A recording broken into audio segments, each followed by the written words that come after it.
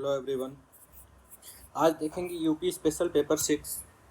इसमें important facts और datas को देखेंगे। तो स्टार्ट करते हैं किस किस चीज़ से पहले सबसे पहले इंफ्रास्ट्रक्चर ऑफ उत्तर प्रदेश। तो इंफ्रास्ट्रक्चर में बात किस पे करेंगे? फिजिकल इंफ्रास्ट्रक्चर, इंडस्ट्रियल इंफ्रास्ट्रक्चर और सोशल इंफ्रास्ट्रक्चर। तो at present 8.5% of total national highways are in Uttar Pradesh. ठीक है, तो Uttar Pradesh area wise India का 4th लार्जेस्ट है। ठीक है, एरिया वाइज 4th है। और उसके हिसाब से देखा जाए तो नेशनल हाईवेज 8.5% है। और जो प्राइमरी सेक्टर है यूपी का, वो इकोनॉमी में कितना परसेंट कंट्रीब्यूट करता है? तो 24%। कहीं कहीं देखोगे तो 25% मेंशन होगा। ठीक है, 24-25% ये कॉमन रहता है प्राइमरी सेक्टर का। और प्राइमरी सेक्टर में कितने लोग इंगेज्ड हैं? अप्रॉक्सीमेटली 66% के आसपास लोग इंगेज्ड हैं प्राइमरी सेक्टर में। और आउटपुट कितना है? सिर्फ 24%।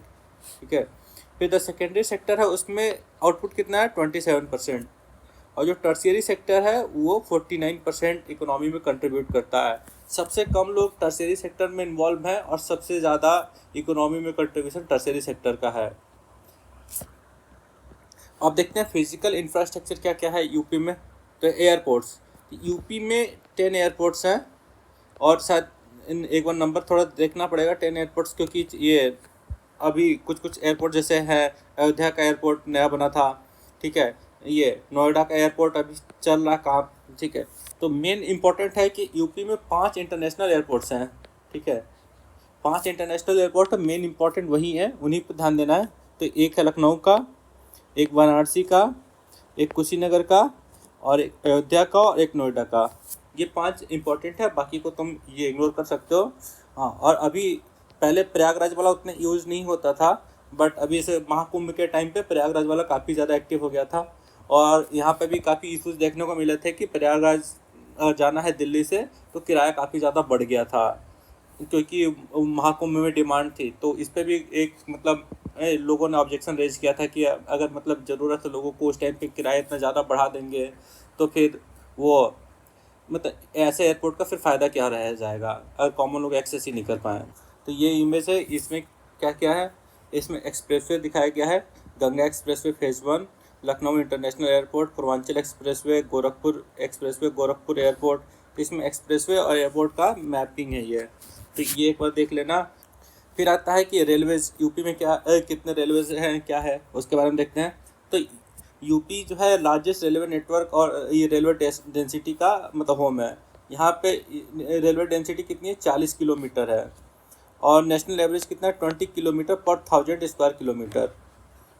हाँ, यहाँ पे जो टोटल 17 रेलवे जोन्स है उसमें से 5 उत्तर प्रदेश में है। लखनऊ क्या है? मेन जंक्शन है उत्तर प्रदेश का। फिर आता है रोड्स क्या क्या है, वही अभी जो ऊपर देख रहे थे, Yamuna expressway, Lucknow expressway, Purvanchal expressway, और ऐसे बहुत सारे जो एक्सप्रेसवे हैं सबका नाम एक बार देख लेना। और ये जो इसमें से रोड्स हैं 700 किलोमीटर रोड्स हैं, वो किससे बने हैं? सिंगल यूज वेस्ट प्लास्टिक से है। तो ये भी काफ़ी अच्छा है कि जो वेस्ट प्लास्टिक है उसको एक मीनिंगफुल यूज कर लिया जा रहा है। तो ये काफ़ी अच्छा इनिशिएटिव है।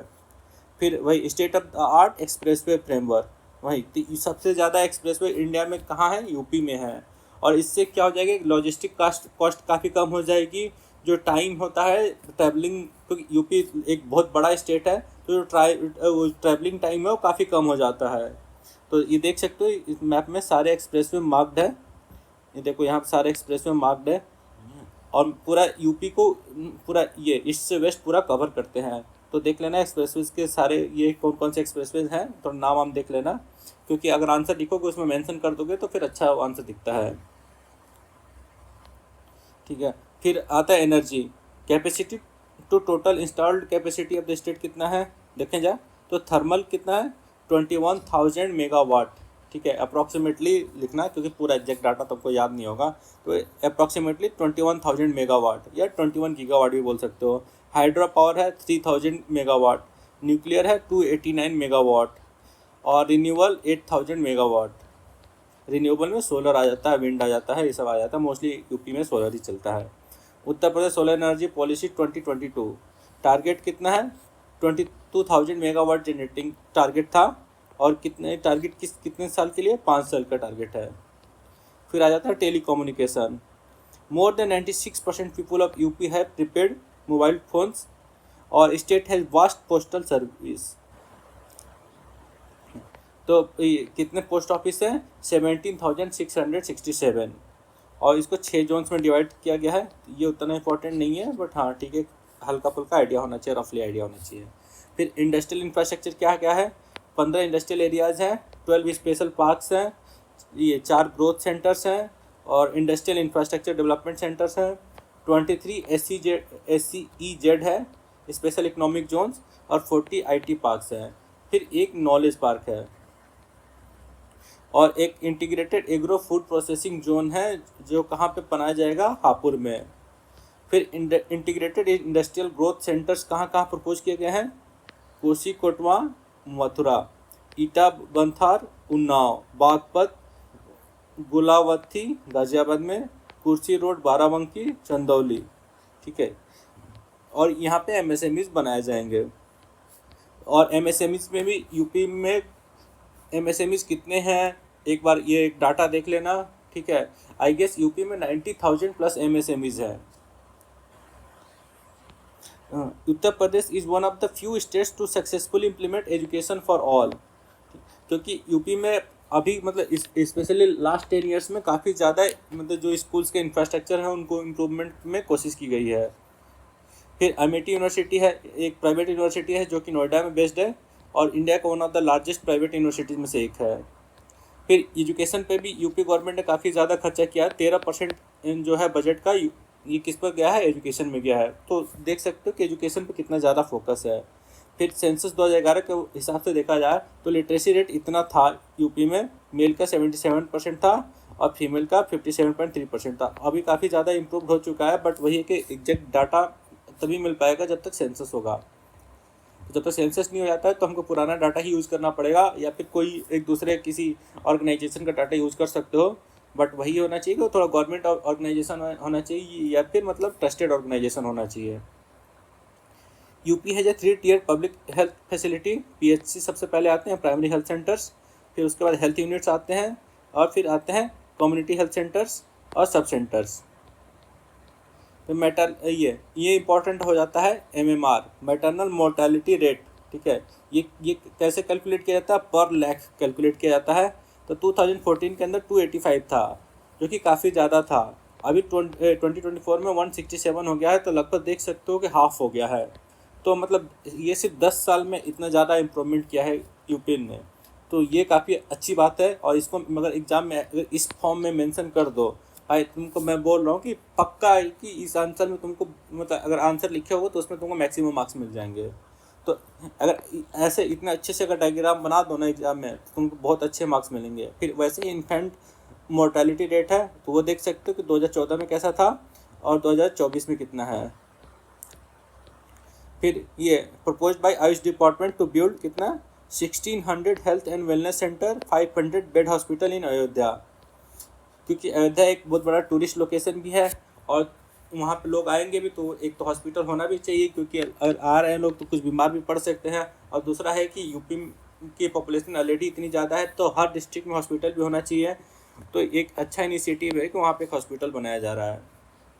फिर आता है under Ayushman Bharat health infrastructure, कितना मनी अलॉट हुआ है? 952 करोड़ अलॉट हुआ है। किस चीज़ के लिए? हेल्थ एंड वेलनेस सेंटर्स बनाने के लिए। और integrated public health lab in villages and cities, ताकि अगर गांव के लोग हैं तो उनको शहर नहीं जाना पड़े हेल्थ इलाज करने के लिए। फिर आता है challenges faced by Uttar Pradesh in development of infrastructure projects. तो अगर इंफ्रास्ट्रक्चर डेवलपमेंट में क्या क्या चैलेंजेस फेस करना पड़ता है यूपी को? एक तो इनएडिक्वेट पावर सप्लाई, वो हम ऑलरेडी देख चुके हैं कि यूपी में कितना ज़्यादा पावर कट्स होते हैं। फिर रीजनल इम्बैलेंसेज हैं कि कोई एक एरिया ज़्यादा डेवलप्ड है, कोई एरिया कम डेवलप्ड है, और जो कम एरिया डेवलप्ड है तो उसमें और ज़्यादा चैलेंजेस आते हैं वहाँ पर अगर इंफ्रास्ट्रक्चर बनाना है तो।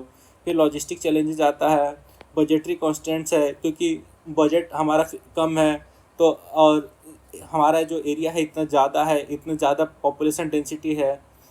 फिर आता है लैंड एक्विजिशन, बहुत बड़ा चैलेंज हो जाता है क्योंकि एक एग्रीकल्चरल मतलब लैंड है हमारा यूपी का, तो वहाँ पे एग्रीकल्चर इतना ज़्यादा इंपॉर्टेंट है और तो लोग अपने खेत ऐसे देना नहीं चाहते हैं, तो फिर लैंड एक्विजिशन एक बहुत बड़ा चैलेंज बन जाता है। फिर टेक्निकल कैपेबिलिटीज़, फिर लैक ऑफ रेगुलेटरी फ्रेमवर्क, वही रेड टेपिज्म और बाकी मतलब रेगुलेशन ठीक से नहीं रहता है, लूप होल्स होंगे तो वहाँ पे फिर इशूज आते, चैलेंजेस हो जाते हैं। इसके लिए लैंड पूलिंग पॉलिसी लाई गई थी, ये पीपीपी मॉडल बनाया गया था ताकि इंफ्रास्ट्रक्चर पे फोकस किया जा सके, इंफ्रास्ट्रक्चर डेवलपमेंट को ये और ईजी बनाया जा सके। फिर ये इंपॉर्टेंट है उत्तर प्रदेश एक्सप्रेसवे इंडस्ट्रियल डेवलपमेंट अथॉरिटी, फिर इंफ्रास्ट्रक्चर डेवलपमेंट पॉलिसी, और उसमें और कौन से इनिशिएटिव लिए गए हैं, ऊर्जा गंगा पाइपलाइन प्रोजेक्ट है वाराणसी में, सरयू कैनल स्कीम है, 9 डिस्ट्रिक्ट्स को इरिगेशन मिलेगा इससे, हाईवेज एंड एक्सप्रेसवेज हैं, डिफेंस इंडस्ट्रियल कॉरिडोर्स बनाए गए थे, उसको नीचे अभी बताऊंगा कि कौन कौन सा डिफेंस इंडस्ट्रियल कॉरिडोर्स में कौन कौन से डिस्ट्रिक्ट है। स्मार्ट सिस्टम टेक्नोलॉजी है, UP electronics manufacturing policy, UP food processing industry policy, solar energy policy, logistic and warehousing policy, pharmaceutical policy and defence and aerospace policy. ठीक है, इन सब policies को एक बार सर्च करके देख सकते हो। ठीक है, और कोई अगर आंसर अगर नहीं है तुमको पॉलिसी के पूरे बारे में डिटेल भी नहीं पता है तो लिख सकते हो कि इंफ्रास्ट्रक्चर डेवलपमेंट के लिए ये पॉलिसीज, इस पर 2-3 नाम भी लिख दोगे तो काफ़ी अच्छा मार्क्स मिल जाएगा। फिर इनएडिक्वेट पावर सप्लाई एक बहुत बड़ा चैलेंज है, तो एवरेज कंजम्पशन का कितनी है इंडिया में और यूपी में देखो कितनी है, तो देख सकते हो कि इससे पता चलता है कि यूपी में पावर सप्लाई का कितना इशू है, सीधे लगभग आधा के आसपास है। तो यूपी में पावर सप्लाई कितनी कम है, सेम चीज़ देख सकते हो नोएडा और दिल्ली में देख सकते हो पावर सप्लाई का differences. The eastern and Bundelkhand region है वो काफ़ी मतलब लेस डेवलप्ड है as compared to western and central region, तो उसके लिए भी काफ़ी सारे गवर्नमेंट ने ये लिया है कि कौन कौन से प्रोजेक्ट इशू किए हैं कि क्या क्या बनाना है कहाँ पे, स्पेशली बुंदेलखंड और ईस्टर्न यूपी को डेवलप करने के लिए। बिलो पॉवर्टी लाइन बहुत ज़्यादा पॉपुलेशन है दोनों ईस्टर्न रीजन्स में और इसमें बुंदेलखंड में भी। फिर लॉजिस्टिक चैलेंजेस हो जाते हैं क्योंकि हमारे पास क्या है, पोर्ट्स नहीं है, तो हमको क्या बनाने पड़ेंगे, रिवर पोर्ट्स बनाने पड़ेंगे, जो कि सिर्फ एक कानपुर में ही था पहले, और जो ये टाइम लगता था वो काफ़ी ज़्यादा था। फिर लैंड एक्विजिशन, वही कितने सारा प्रोजेक्ट्स डिले हो जाते हैं क्योंकि लैंड एक्विजिशन नहीं हो पाता टाइम से, और उनकी वजह से जो प्रोजेक्ट की कॉस्ट है काफ़ी ज़्यादा बढ़ जाती है डिले की वजह से। फिर लैंड पूलिंग पॉलिसी लाई गई थी 2019 में। फिर जो ये बताया था ना डिफेंस इंडस्ट्रियल कॉरिडोर, ये देख लो कहाँ कहाँ पे हैं, आगरा में है, कानपुर में है, झांसी में है, लखनऊ में है, अलीगढ़ में है, चित्रकूट में है। तो आगरा में क्या क्या बनेगा, क्लॉथिंग, फुटवियर, टेंट्स, ये सब पैरासूट्स, ये सब मिलिट्री के लिए बनाए जाएंगे। फिर कानपुर में क्या है, advance defence manufacturing, IIT Kanpur की हेल्प उसमें मिलेगी थोड़ी सी। फिर झांसी में है आर्मामेंट्स बनाए जाते हैं, अम्यूनिशंस बनाए जाते हैं, एक्सप्लोसिव्स बनाए जाते हैं।